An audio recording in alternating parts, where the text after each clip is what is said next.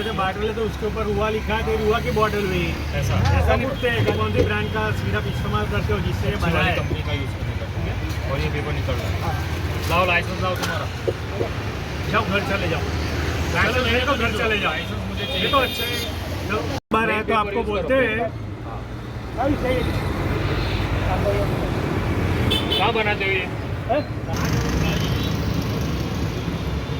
उसका लेगिलेशन करवा दो। हाँ वो जो यहाँ पे करवाया ना, वहाँ से उसका कॉपी ले लो।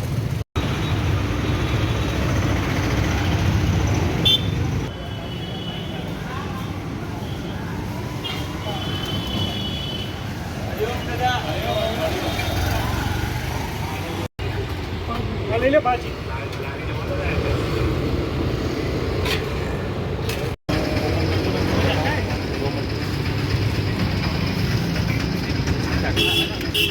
ઓનલી વેજ हाँ भेज दिए और उसका ચટણી को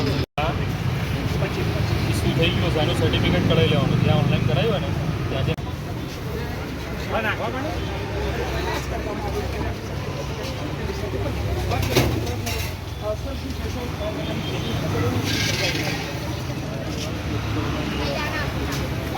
કેટલો રેટ આવે છે?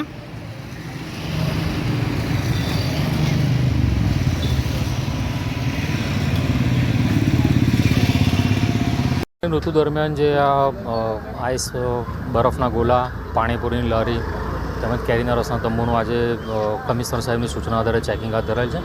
આજરોજ સુરસાગરના વિસ્તારોમાં પાણીપુરીની જે ખાસ કરીને લારીઓ ઊભી રહે છે તેમાં એ લોકો પાણીમાં ડાયરેક્ટ જે બરફનો યુઝ કરે છે તે આધારે અમે આજે હાથ ચેકિંગ કર્યું છે અને કેટલીક લારીમાં એ અમને જોવા મળેલ તેનો તાત્કાલિક ધોરણે અમે નાશ કરાવેલ છે અને કેટલાક હોકર્સ પાસે FSSAI અંતર્ગત રજિસ્ટ્રેશન કરાવેલ ન હતું તેમનો ધંધો પણ તાત્કાલિક ધોરણે બંધ કરાવી અને એમને રજિસ્ટ્રેશન લેવાની ફરજ પાડેલ છે.